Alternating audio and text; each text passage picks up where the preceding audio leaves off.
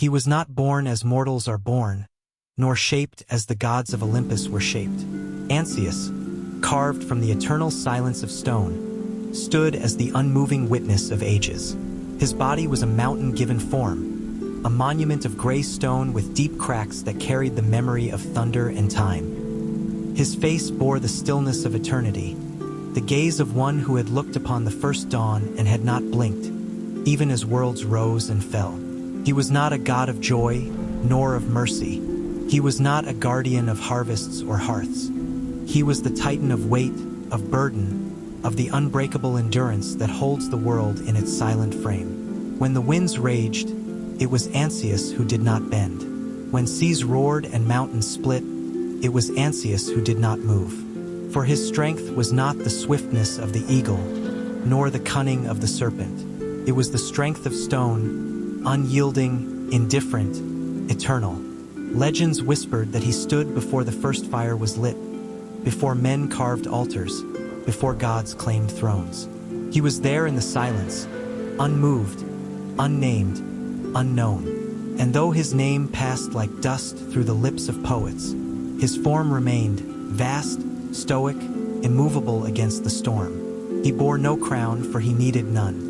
The cracks upon his body were his regalia, each fissure a testament to centuries endured, each scar a record of the battles of earth and sky. Lightning kissed his shoulders, and the marks remained. Winds clawed at his form, but only deepened his strength. Time itself tried to erode him, yet still he stood. Men came and went. Cities rose, fell, and were forgotten. Empires carved their names into the stone of the world, but those names faded, while Angelos remained. The sea drew back its tides. The forests burned and regrew, and still his eyes gazed proudly upward, toward horizons men would never see. Some called him a god of endurance, others a titan of silence.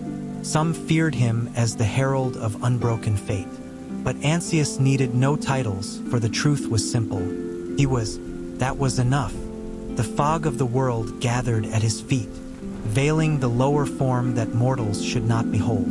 Above, red lightning carved rivers through the heavens, illuminating his body of stone. Mountains bent their shadows around him, yet he cast a shadow greater still. In storms, his voice was heard, not in words, but in the roll of thunder, in the crack of rock against rock. In silence, his voice was felt, in the weight of stillness, in the oppressive calm before the breaking of the sky. He spoke not with tongue, but with presence, and all who drew near felt small before him, for Angelos was not merely seen, he was endured. He was the measure against which time was weighed, the anchor that even gods could not move, the testament that strength is not in motion, but in the refusal to fall. When heroes sought him, they did not find a teacher or a guide. They found only a figure that stood unmoved in storm and fire. And from that silence they learned. They learned that glory fades, but endurance remains. They learned that crowns break, but stone remembers. And so, his legend grew not by his will, but by the awe of those who could not deny him. The poets named him the Stoic. The seers called him the Immovable. The warriors prayed to him before battle, asking not for victory, but for the endurance to rise again when struck down. In the desert, he stood among the dunes, draped in stone cloth, legs veiled in timeless fabric carved by the hand of eternity. The sand raged, but could not bury him. In the frozen peaks, ice cracked around his form, but could not shatter him. In the endless forests, roots climbed his feet like children, but he bore them with patience. Everywhere he stood, nature shaped itself around him. Even the gods of Olympus, proud and jealous, looked upon him with unease. For though they claimed dominion over sky and sea, they knew there was one strength they could not break. Zeus wielded thunder, Poseidon wielded oceans, Hades wielded death, but Angelos wielded stillness. And that was the one force even the gods could not undo. Thus the Titans fell. Chains clamped upon their limbs, flames devoured their temples, songs erased their names. But Angelos, nameless, crownless, remained, not as a conqueror, not as a ruler, but as a monument to the truth, that what does not move cannot be overthrown. He is there still. When the storms rage, look to the horizon, and you will see the shadow of his form. When the earth quakes, listen to the silence between the crashes. That silence is his breath. When your strength falters, remember the Titan whose body was stone, whose gaze was eternal, whose legs were draped in the fabric of timeless endurance. For Angelos is not a god who grants. He is not a spirit who blesses. He is the presence that waits, silent, immovable, unbroken. And in that presence, men find the courage to endure beyond their own flesh. He did not walk among men, nor share the feasts of gods. He was not shaped for temples, nor for altars, nor for offerings of wine. Angelos belonged to the silence that existed before all voices, to the stillness that remained after the storms. He was the Titan of the unmoving horizon, the guardian of patience, the sculptor of endurance. Not by his hand were empires forged, yet by his presence they learned how small they were. For kingdoms fell and mountains collapsed, but Angelos stood, as stone stands, refusing both time and tide. His body was veiled in the ancient drapery of stone, fabric that no loom had woven, a mantle born from the mountain itself. His legs, covered in timeless folds, stood upon foundations deeper than earth. No mortal I could claim his lower form, for it was hidden in mystery, as if the world itself conspired to shield it from view. The sky trembled when he lifted his gaze. Clouds split, lightning bled red across the heavens. Winds howled, seas raged, and yet his eyes did not shift. They were fixed upon a horizon that even the gods feared to look upon. And men, when they wandered into his shadow, felt their hearts pulled down, as though the weight of the world pressed upon them. For he was not merely a figure of stone. He was the memory of every burden ever carried, the echo of every struggle endured. They say his silence was more dreadful than the roar of war. For silence is the voice of inevitability, and Angelos was inevitability given form. He had no throne, yet mountains served as his throne. He had no temple, yet the whole world became his shrine. He had no priests, yet warriors, sailors, and wanderers all whispered his name when strength failed them. For what God teaches men to endure? What God asks for patience instead of triumph? What God stands not in victory, but in the refusal to fall? Only Angelos.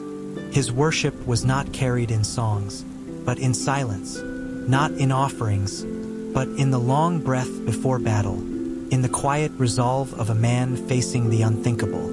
That was his prayer, and he received it without altar or flame. And in that silence Angelos spoke, not with words, but with presence. He told mortals, "You will break, but you will rise. You will fall, but you will stand again. You will suffer, but you will not be undone." The gods of Olympus feared him, not because he struck them, not because he raised his hand in rebellion, but because he did not need to. He defied them simply by existing. For thunder fades, oceans recede, flame dies, but stone remains. Zeus cast his bolts against him, but they etched only deeper scars upon his body, turning cracks into marks of endurance. Poseidon sent his waves, but they broke against his legs, hidden in ancient drapery, unshaken. Hades whispered of death, but Angelos did not move, for death cannot claim what was never alive. Thus he remained, a shadow even among titans, a monument even among gods. Men told stories of heroes, but all heroes faded. Their spears rusted, their names forgotten. Yet the silent Titan endured. In the desert, the sand scoured his form, but his body endured like the ruins of a forgotten world. In the north, ice chained his shoulders, but he bore it as another mantle. In the forests, roots coiled around his legs, but he stood as though crowned by nature itself. Everywhere the earth tested him, everywhere the sky tried to break him, and everywhere he endured. Angelos was not a god who came to men. Men went to him. They sought him not for blessings, but for strength of spirit. They did not ask him to change the world. They asked him to help them endure it. The warrior before battle stood in silence and whispered his name. The sailor, before storm, gripped the mast and prayed to his stillness. The exile walking through wilderness found courage in the thought of the Titan who never moved. And though his name was carried rarely, his presence was everywhere. In every storm, in every quake, in every silence before collapse. He was not worshipped, yet he was remembered. He was not crowned, yet he was eternal. When the Titanomachy came, when chains were forged and flames were kindled, when the children of earth and sky devoured their own, Angelos did not fall. He was not thrown into Tartarus. He was not broken beneath the thunderbolts of Olympus. He was left untouched, for even gods knew that one cannot bind what does not move. So he endured beyond the fall of his kin. He endured beyond the rise of Olympus.